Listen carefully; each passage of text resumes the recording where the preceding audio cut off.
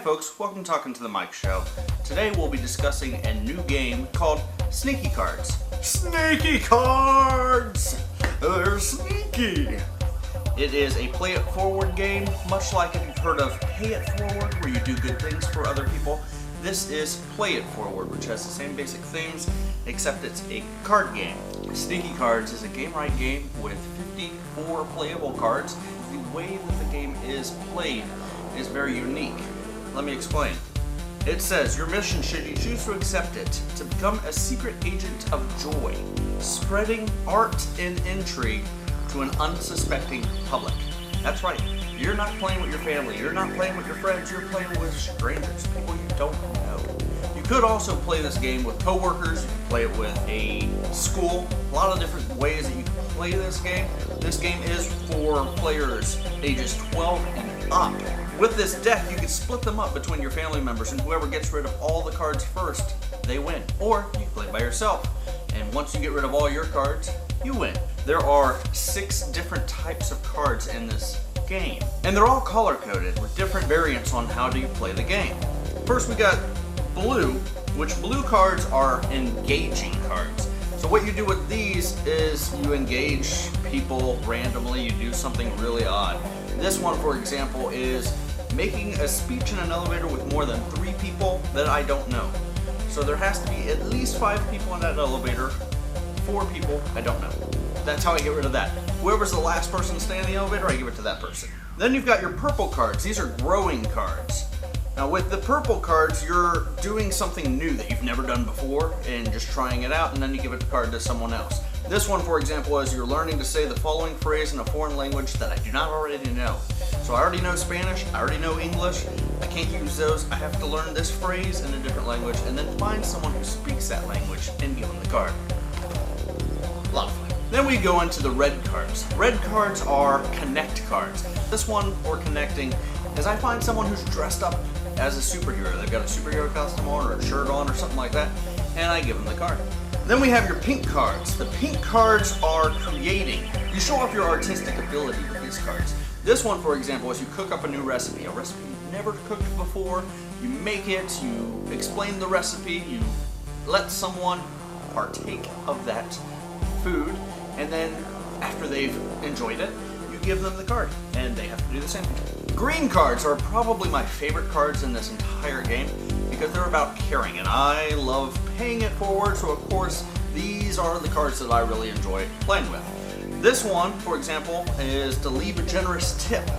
They're looking for something like over 30%, something like that, and then you leave them the 30% over and the card, and then they do the same. And then the last one here, these are the yellow cards. Now yellow cards are a little bit different. They're called surprise cards, and they've got a little glowy part to them. Now with the yellow cards, what makes them so difficult is because you leave them in random places, and whoever happens to stumble across them picks them up and has to play from there. This one, for example, is I have to leave it in a different state or region, and I put it somewhere, and someone hopefully picks it up and continues the process. So this game is pretty easy, self-explanatory to play. You just do what the card says, and then you pass it on to the next person. The goal of this game is that you get the next person to go online to sneakycards.com and to track that card, because there's a tracking code at the bottom of every card. Now when they do that, you'll see on MapQuest on sneakycards.com, you'll see a line going from whoever's played that card and tracked it all across the world. So you want to get it as far away from you as possible, which is cool.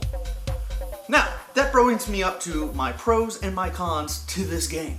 Pros. This is a really cool game. It lets you interact with people that you've never interacted with, talk to strangers for nothing. Crazy, kooky, I like that. I also like the tracking ability, that you can play it and then it goes out there into the world and someone else has to continue the game. It's fun that way. Also, you can play this until you die. There's no limit to how long this game goes. It's no duration, so that's kind of cool. But at the end of the day, there's always gonna be some cons. The tracking part of it is a slight con with that because that GPS is amazingly accurate. If you do not want someone to know exactly where you live or where you're at, then putting it on the GPS when you're at home is not what you want to do. You want to go to a Starbucks, a Barnes & Noble, a store, is what I'd recommend, and then track it on your phone, and that way it doesn't come back to your actual address. The other part of this is, especially with the yellow cards, you can throw them away. Whoever gets it, maybe they don't want to play the game, they don't like games, you don't know this, you're just handing it out to a stranger. They could just throw it away. That's a huge con, a huge upset for this game. There is only 54 cards.